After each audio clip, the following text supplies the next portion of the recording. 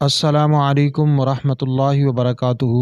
وعلیکم السلام ورحمۃ اللہ وبرکاتہ۔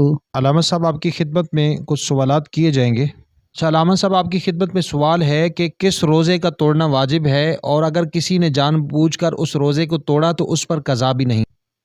عید اور بقر عید اور ایام تشریق کا روزہ، یہ 5 دنوں کا روزہ اگر کسی نے ان دنوں میں نفل روزہ رکھا ہے تو اس کا توڑنا واجب ہے اور اس کی قضا بھی نہیں ہے، کیونکہ حضور علیہ الصلاۃ والسلام نے فرمایا لا تصوموا فی هذه الایام فانها ایام اکل و شرب و بیال، فرمایا کہ یہ 5 دن یہ کھانے پینے اور جماع کے دن ہیں، ان دنوں میں روزہ نہ رکھو۔ علامہ صاحب آپ کی خدمت میں ایک اور سوال ہے کہ کس شخص کو روزہ نہ رکھنے کی اجازت ہے اور اس کو اس روزے کے بدلے میں فدیہ دینے کا حکم ہے، اس پر ہمیں رہنمائی فرما دیجیے۔ شیخ فانی کو روزہ نہ رکھنے کی اجازت ہے اور روزے کے بدلے فدیہ دینے کا حکم ہے۔ شیخ فانی ایسے بوڑھے شخص کو کہتے ہیں جو بالکل ضعیف العمر ہو اور کمزور ہو، طاقت نہ رکھ سکتا ہو روزہ رکھنے کی، اور دوبارہ اس کو صحت مند ہونے کی امید بھی نہ ہو، تو اس کو حکم ہے کہ فدیہ دے۔ ہم بہت سارے ایسے لوگ دیکھتے ہیں جو جوان ہیں اور صحت مند ہیں، ان کو شوگر ہو جاتا ہے یا کچھ اور بیماری ہو جاتی ہے، یا ویسے بھی کوئی نوجوان ہے بیمار ہے اور رمضان شریف کے اندر وہ ٹھیک نہیں ہو سکتا ہے، اس کا علاج چل رہا ہے، تو اس کو فدیہ دینے کا حکم نہیں ہے۔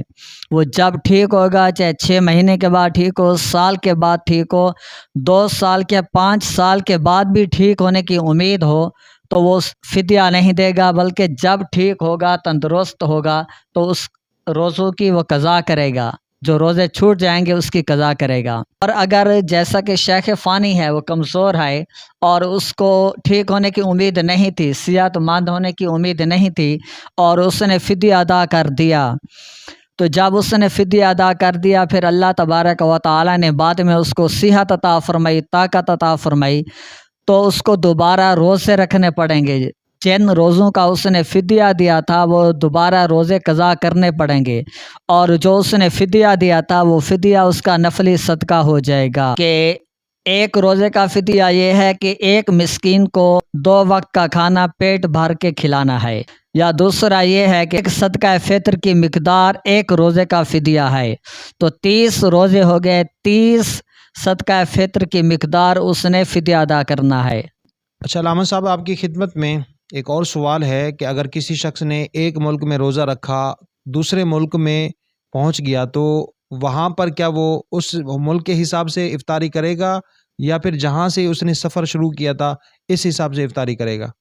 روزے دار جہاں پہنچے گا، جہاں اس کو افطار کا وقت ملے گا، اس جگہ کا اعتبار ہوگا، یعنی کہ جس مقام پر اس کو افطار کا وقت ملے اس ملک کا، اس جگہ کا اعتبار ہوگا۔ علامہ صاحب خون ٹیسٹ کروانے سے روزہ ٹوٹ جائے گا؟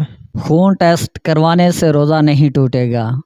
کیا انجیکشن یا ڈرپ لگوانے سے روزہ ٹوٹ جائے گا؟ انجیکشن لگوانے سے یا ڈرپ لگوانے سے روزہ نہیں ٹوٹے گا، چاہے انجیکشن رگ میں لگوائیں یا گوشت کے اندر لگوائیں۔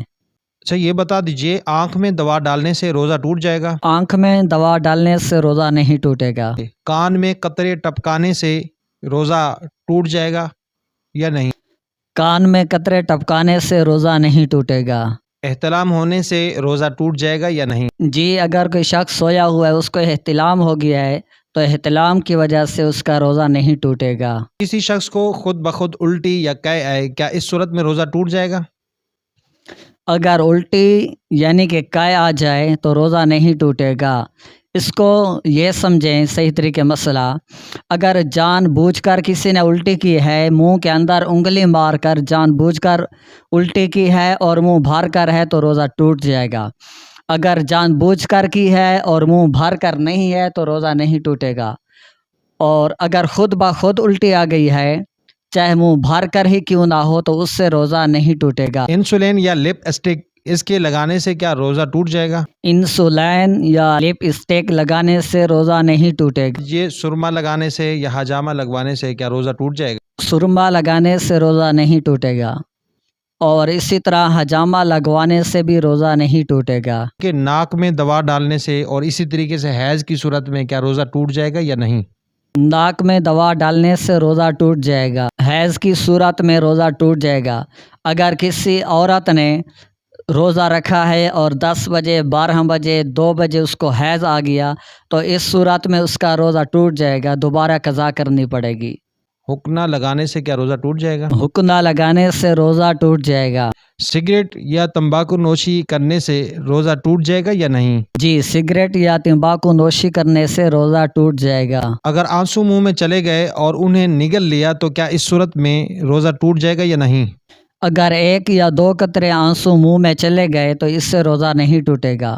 2 قطروں سے اوپر چلا گیا اور نمکینی بھی محسوس ہوئی حلق میں، تب روزہ ٹوٹ جائے گا، اور پسینے کا بھی یہی حکم ہے۔